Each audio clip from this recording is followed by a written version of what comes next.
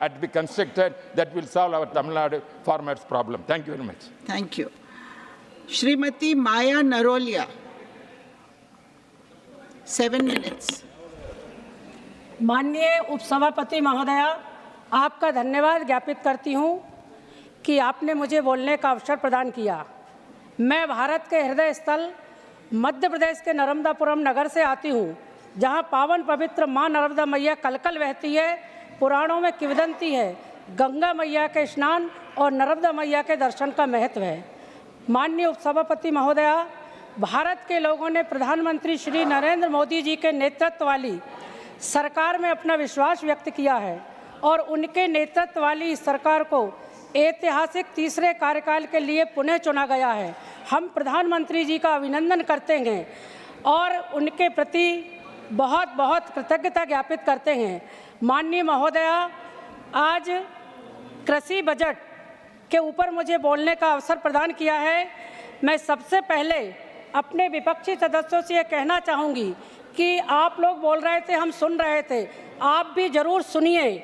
माननीय महोदया, सबसे पहले मैं एक विकासशील, जनकल्याणकारी और समावेशी बजट पेश करने के लिए हमारे यशस्वी प्रधानमंत्री श्रीमान नरेंद्र भाई मोदी जी एवं माननीय वित्त मंत्री निर्मला सीतारमण जी का अभिनंदन करती हूं, जिन्होंने इस अमृत काल में एक लोक कल्याणकारी और सबका साथ सबका विकास पर खरा उतरने वाला बजट पेश किया है।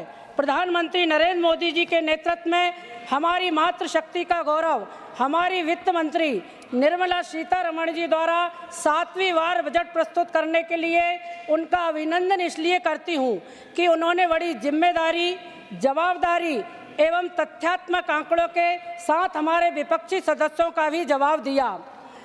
मोदी सरकार के पिछले दशक के कार्यकाल में यह सुनिश्चित करने के लिए निरंतर प्रयास किए गए हैं किसान राष्ट्र के विकास के केंद्र बिंदु बने रहें।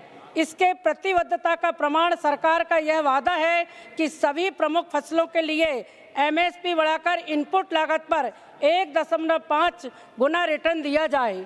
बजट में कृषि अनुसंधान के लिए वित्त पोषण का प्रावधान किया गया है, जो जलवायु सहनशील फसल किस्मों की पहचान के लिए निजी क्षेत्र तक भी विस्तारित है।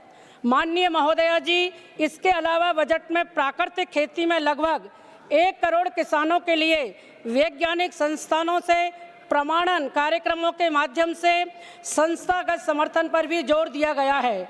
आत्मनिर्भरता की भावना को आगे बढ़ाते हुए आत्मनिर्भर तिलहन अभियान को उत्पादन, भंडारण और विपणन को मजबूत करने, तिलहन उत्पादन में आत्मनिर्भरता प्राप्त करने के लिए तैयार किया गया है। कृषि क्षेत्र की प्रतिस्पर्धात्मक भावना को बढ़ाने की अपनी प्रतिबद्धता के प्रति सच्चे रहते हुए बजट में उत्पादन समर्थन और क्रेडिट प्रोत्साहनों के माध्यम से सब्जी आपूर्ति श्रृंखलाओं और झींगा निर्यात को बढ़ावा देने के लिए पहल की रूपरेखा तैयार की गई है। अपनी डिजिटल इंडिया पहल के तहत बजट ने डिजिटल फसल सर्वेक्षण करने और किसान और भूमि रजिस्ट्री के तहत 6 करोड़ किसानों की भूमि के एकीकरण के संदर्भ में डिजिटल सार्वजनिक बुनियादी ढांचे के कार्यान्वयन की शुरुआत की बजट में की है। सहकारी क्षेत्र के व्यवस्थित और नियमित विकास को सुनिश्चित करने के लिए एक राष्ट्रीय सहकारी नीति की भी घोषणा की गई है। हम मध्य प्रदेश के पूर्व मुख्यमंत्री और कृषि मंत्री माननीय शिवराज सिंह चौहान जी का भी धन्यवाद देते हैं, जिन्होंने खेती को लाभ का धंधा बनाया ही नहीं है, कार्य रूप से परिणत करने का काम किया है और मध्य प्रदेश के किसानों की तकदीर और तस्वीर बदलने का काम किया है। ऐसे हमारे कृषि मंत्री जी का धन्यवाद ज्ञापित करते हैं। सिंचाई सुविधा बढ़ने से कृषि उत्पादन में वृद्धि हुई है। खेतों में लहलहाती फसल किसानों की आशाओं का मूल होती है।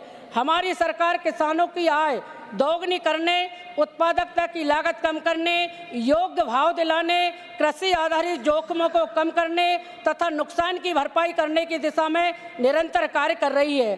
किसान परिवार अपने परिश्रम से देश की जनता को खाद्यान्न उपलब्ध कराते हैं। उनके समर्पण के प्रति हमारी सरकार पूरी संवेदना व सम्मान रखती है। कल के नए सवेरे हम हैं, धरती की संतान है, श्रम से हम तकदीर बदलते मानवता के अभिमान हैं।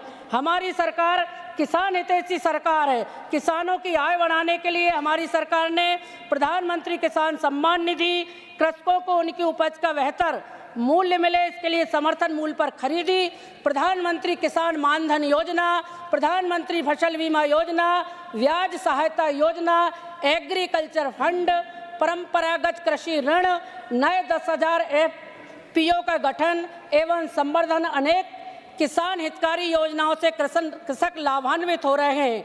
हमारे गृह प्रदेश मध्य प्रदेश की सरकार एवं मुख्यमंत्री डॉक्टर मोहन यादव जी की सरकार किसान सम्मान निधि में बराबरी की हिस्सेदारी केंद्र की मोदी सरकार के साथ कर रही है।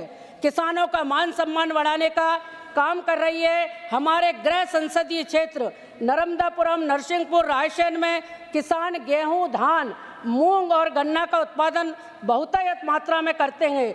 उनके उत्पादन का उचित मूल्य दिलाने में भी केंद्र सरकार एवं मध्य प्रदेश की सरकार का अतुलनीय योगदान है। मैं आपके एवं सदन के माध्यम से माननीय कृषि मंत्री जी का ध्यान इस ओर आकर्षित करना चाहूँगी कि आप प्राकृतिक एवं जैविक खेती को बढ़ावा तो दे रहे हैं, लेकिन और ज़्यादा बढ़ावा दिया जाए, ये मैं सदन के माध्यम से और आपके माध्यम से माननीय कृषि मंत्री जी से आग्रह करती हूँ। माननीय प्रधानमंत्री जी ने अन्नदाताओं के सशक्तिकरण पर विशेष ध्यान देते हुए इस बार अन्नदाता के लिए 1 महीने पहले ही सभी मुख्य फसलों के लिए उच्चतर न्यूनतम समर्थन मूल्यों की घोषणा करके लागत पर कम से कम 50% मार्जिन देने का वायदा पूरा किया है। प्रधानमंत्री गरीब कल्याण अन्न योजनाओं को 5 वर्ष की अवधि के लिए बढ़ा दिया गया है, जिससे 80 करोड़ से अधिक लोगों को लाभ मिला। कृषि में उत्पादकता और अनुकूलनीयता पर प्राथमिकता से जोर दिया गया है। हमारी सरकार उत्पादकता बढ़ाने और जलवायु के अनुकूल किस्मों के विकास पर जोर देने के लिए कृषि अनुसंधान व्यवस्था की व्यापक समीक्षा करेगी और किसानों की खेतीबाड़ी के लिए 32 कृषि और बागवानी फसलों की नई 109 उच्च पैदावार वाली और जलवायु अनुकूल किस्में जारी की जाएंगी। अगले 2 वर्षों में पूरे देश में 1 करोड़ किसानों को प्राकृतिक कृषि के लिए सहायता दी जाएगी, जिसमें प्रमाण पत्र और ब्रांडिंग की व्यवस्था भी शामिल होगी। माननीय, मुझे पहली बार बोलने का मौका मिला है, इसलिए आपकी अनुमति चाहूंगी अगर आप थोड़ा समय दें तो। मर्यादा है ऑनरेबल मेंबर, समय की मर्यादा है। थोड़ा सा अगले सदस्य का नाम है